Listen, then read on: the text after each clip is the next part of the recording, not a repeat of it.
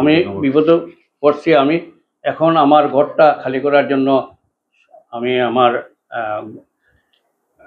Court মারফতে বা জনপ্রতি সবার কাছে আমি এটা আবেদন জানাই আমার ঘরটা খালি করিয়ে দেওয়ার জন্য, এই প্রতারককে এখান থেকে সরানোর জন্য। আমি শ্রী দীপক পাল, পিতা লেট ধীরেন্দ্রচন্দ্র পাল, বাড়ি শ্রীগৌরী। আমি ব্যবসার সূত্রে আমি বদরপুরে বাসা করিয়া থাকি।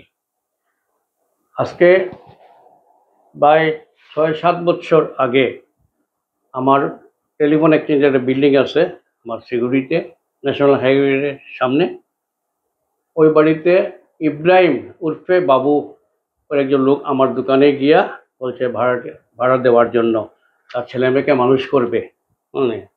তা আমি বললাম যে তোমার বাড়ি তো বুন্দাশিলি আছে, তোমার বাড়ির কি দরকার, ভাড়ার কি দরকার? বলে না, আমার ছেলে মেয়েকে তোমার মানুষ করাবো, পড়াশোনা করাবো, বাড়ির পরিস্থিতি বেশি ভালো না। যাই হোক, আমিও বিশ্বাস করে ওকে দিয়ে দিছি। তারপর কন্টিনিউ মোটামুটি ভাড়া দিয়ে গেছে। হ্যাঁ, ইদানিং ধরো 1-1.5-2 বছর ধরে প্রচুর মানুষ আমার বাড়িতে যায়। হ্যাঁ, যেভাবে লুৎফা বেগম আপনার ভাড়াটিয়া, উনি আমাদেরকে যে চাকরি দেওয়ার জন্য এত টাকা নিয়েছেন, ব্যাংকের লোন নেওয়ার জন্য দিয়ে দিবেন বলে এত টাকা নিয়েছেন, আপনি একটু আলাপ করেন। হ্যাঁ, আপনি একটু আলাপ করেন, আমাদের একটু সাহায্য করেন। তখন আমি ওনাকে বললাম, লুৎফা বেগমকে, এসব কি আমার বাড়িতে মানুষ বারবার আসে, আর বাড়িতেও শুনছি হাল্লাগুল্লা খুব হয়। পাশে আমাকে বললাম, আপনি আমার বিল্ডিং ঘরটা ছাড়েন, আমার ভাড়ার দরকার নাই। উনি ছাড়বেন বলে হঠাৎ দেখি কোর্ট থেকে একটা নোটিশ এসে গিয়েছে আমার হাতে। দেখা যায় ও আমার উপরে কেস করেছে।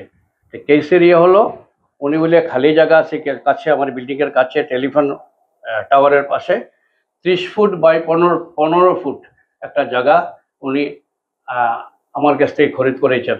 আমি ওনাকে বিক্রি করে দিই ওরেল এগ্রিমেন্টে 2 লাখ টাকা দাম সাব্যস্ত করে উনি আমাকে 1 লাখ টাকা অ্যাডভান্সও দিয়েছেন, আরও 1 লাখ টাকায় বায়নানামার সময় রেজিস্ট্রির সময় দিবেন বলে একটা কেস করেছেন। যাই হোক, এখন আমি বাধ্য হয়ে, আমি তো কেসের জবাব দিতে লাগবে। আমার উকিল, আমি কেসের জবাব দিয়েছি। এখন আপনারা আমাকে একটু সাহায্য করেন যেভাবে সুন্দর হয়।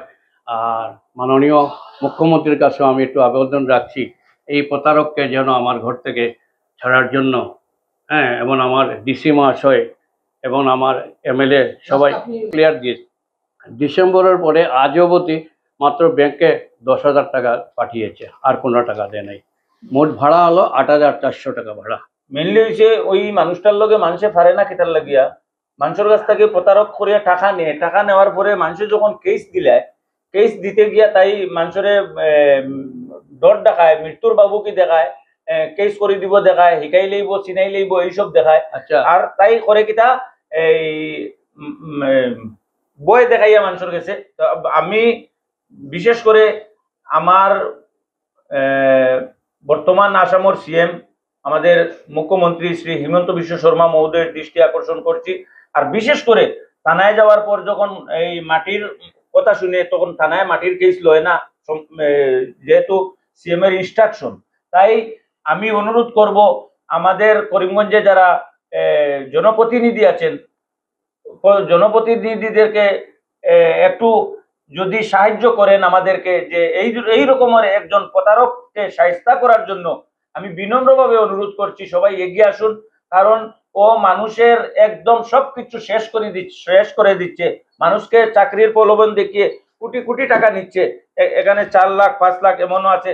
তাই কি সব ধরনের সিগনেচার তাই মারতে পারে। তাই ঘরে যদি কেউ রেট মারে তাহলে অনেক ধরনের সিল পাবে, যেগুলো কেউ না কেউ অ্যাডভোকেট তার সাথে জড়িত আছেন।